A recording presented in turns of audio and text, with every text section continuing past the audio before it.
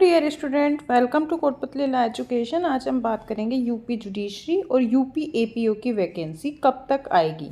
ठीक है, ये देखेंगे। साथ ही में इसका सिलेबस क्या रहता है, ठीक है, एज क्या रहती है, एलिजिबिलिटी क्या रहती है, ये भी डिटेल्स देख लेंगे साथ में।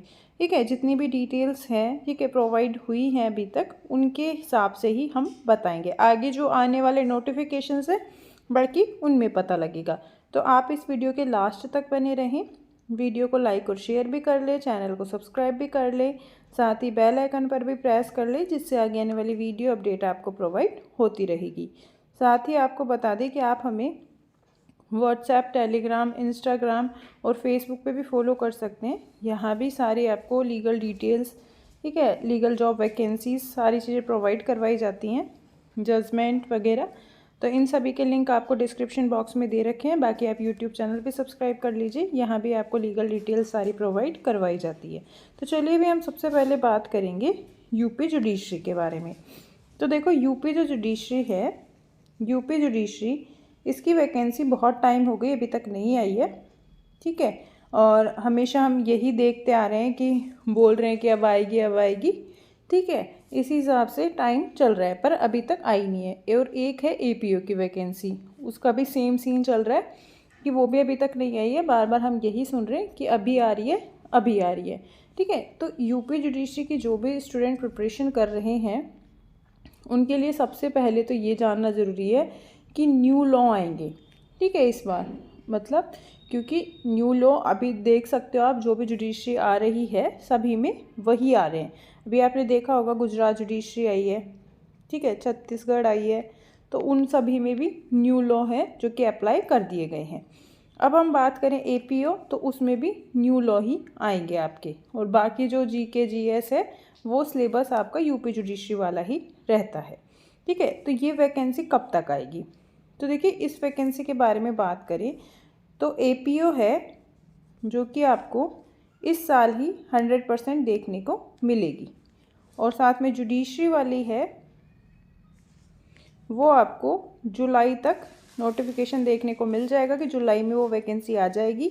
और एपीओ है जो कि ये पूरा आइडिया नहीं है कि वो कौन से मंथ में आएगी, पर हाँ इतना कह सकते हैं कि 2025 में ये वैकेंसी आएगी ही आएगी। और जुडिशरी की जो है ये जून जुलाई तक आपको देखने को मिल जाएगी। ठीक है, अब इसके बाद हम और डिटेल्स की इसकी बात करें कि इसके प्रीलिम्स एग्ज़ाम्स हैं, होता है, मेंस होता है और इंटरव्यू होता है। 3 टाइप्स में होता है। तो इसमें देखो कि ऑब्जेक्टिव रहता है, 2 सेक्शन में ये एग्ज़ाम होता है, जनरल नॉलेज और लॉ का प्रीलिम्स एग्ज़ाम। साथ ही मल्टीपल चॉइस क्वेश्चन रहते हैं। 450 मार्क्स का ये पेपर होता है, प्रीलिम्स इसका 450। जैसे बाकी जो आप जुडिशरी वैकेंसीज देखोगे उसका ऐसा पैटर्न नहीं है, सभी में एक पेपर होता है, पर यहाँ क्या है, 2 पेपर होंगे 450 मार्क्स के, जो कि 4 घंटे के होते हैं ये पेपर। पेपर फर्स्ट में आपकी जीके रहेगी जो कि 150 मार्क्स की और 2 आवर्स रहेगा। और पेपर सेकंड है जो कि आपके लॉ का रहेगा, जो कि 300 का रहेगा मार्क्स का, और ड्यूरेशन रहेगी 2 घंटे। ठीक है, मेंस एग्ज़ाम में क्या होंगे, 6 पेपर होंगे आपके। ठीक है, 6 पेपर, ध्यान रखना कि 6 पेपर होते हैं मेंस एग्ज़ाम में। और 6 पेपर में आपके डिफरेंट सब्जेक्ट्स रहते हैं। जैसे आप देख सकते हो, पेपर फर्स्ट में जीके, सेकंड में इंग्लिश, थर्ड में हिंदी, फोर्थ में लॉ फर्स्ट है जो कि सब्सटेंटिव लॉ है। पेपर फिफ्थ में है जो कि आपका प्रोसीजर और एविडेंस, मतलब अभी जैसे जो साक्ष्य अधिनियम हो गया वो आएगा। और सिक्स्थ में है जो कि आपका penal, revenue and local laws, वही न्यू लॉज ऐड हो जाएंगे।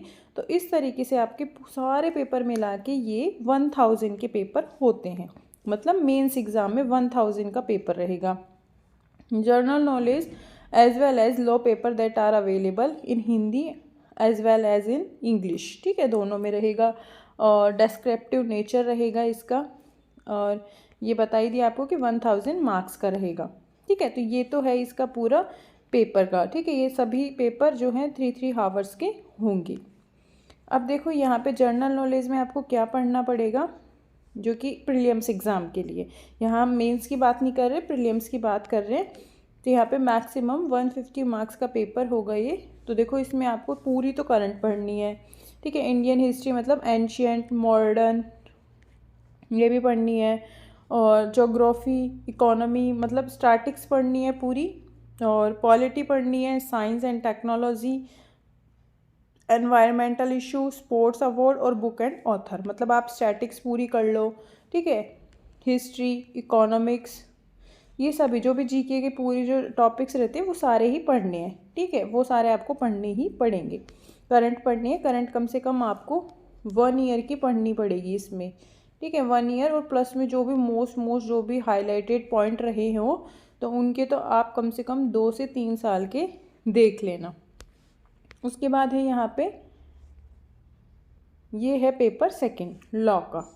लॉ में देखो यहाँ पे आपका 2 आवर्स का पेपर होगा 300 मार्क्स का, जिसमें आपके कौन कौन से सब्जेक्ट्स आएंगे। तो देखो ज्यूरिस्प्रूडेंस रहेगा, international organisation, current international affair रहेगा, इंडियन कॉन्स्टिट्यूशन, टीपी एक्ट रहेगा मतलब transfer property act.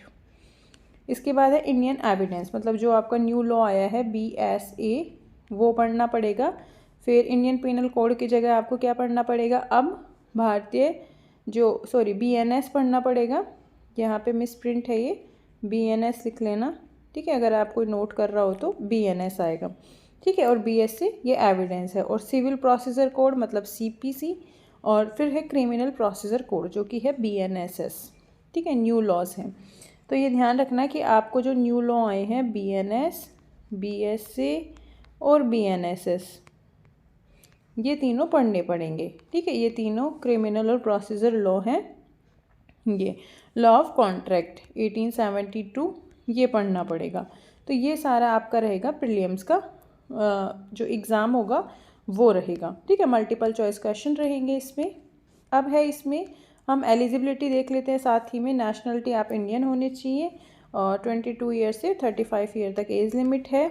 Educational qualification ये बता रखी है कि आप जो है LLB कंप्लीट हो, establish by law in UP, और कहीं भी मतलब इंडिया में कोई भी यूनिवर्सिटी से आपने LLB कर रखी हो 3 ईयर 5 ईयर, वो यहाँ पे एग्ज़ाम दे सकता है, ठीक है। उसके बाद आपका बार काउंसिल में रजिस्ट्रेशन होना चाहिए। अगर अब ये इस बार हटा दे तो इसकी कह नहीं सकते, पर लास्ट टाइम तक तो यही प्रोसेस था। उसके बाद है UP PCS जे एग्ज़ाम के एलिजिबिलिटी में जो एज है वो यहाँ पे देखो इन लोगों के लिए रिलैक्सेशन है, SC ST के लिए, OBC, sports person, state government employ, physical handicapped और एक्स सर्विस मैन के लिए, ठीक है। ये देख सकते हो आप। इसके बाद है यहाँ पे UP APO, ठीक है। अब देखो यहाँ बता रखा है, ये एग्ज़ाम क्या रहता है कि UPSC कंडक्ट करवाती है स्टेट लेवल का, ठीक है। APO का एग्ज़ाम होता है जो कि ये LLB आपकी कंप्लीट होनी चाहिए, एज लिमिट 21 से 40 ईयर तक, ये सैलरी का क्राइटेरिया है। उसके बाद है यहाँ पे देख सकते हो आप, एजुकेशनल क्वालिफ़िकेशन बता दें कि LLB आपकी कंप्लीट होनी चाहिए, ठीक है। इसके बाद हम बात करेंगे सिलेबस की।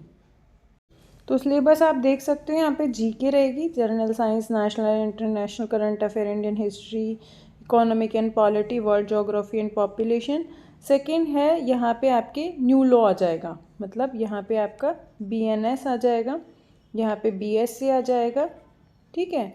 UP पुलिस एक्ट रहेगा, regulation under this act, criminal procedure मतलब क्रिमिनल प्रोसीजर के कुछ रूल्स भी आते हैं वो भी रहेंगे, साथ ही में आपके यहाँ पे BNSS भी रहेगी, ठीक है। इसके बाद है यहाँ पे मेंस का सिलेबस भी रहेगा, जैसे वही GK GS रहेगी, और लॉ रहेगा, और जर्नल हिंदी रहेगी। तो इस तरीके से ये पेपर होगा आपका, ठीक है। तो आप ये देख सकते हो, तो आप ये सिलेबस देख सकते हो, ठीक है। प्रिपरेशन भी स्टार्ट कर सकते हो क्योंकि इसी साल वैकेंसी आएगी। सिलेबस बहुत लंबा है, अगर आप इसको पूरा भी करोगे तो कम से कम आपको 6 मंथ तो चाहिए ही चाहिए, ठीक है। तो आगे भी ऐसी ही अपडेट्स के लिए आप हमारे चैनल के साथ बने रहिए।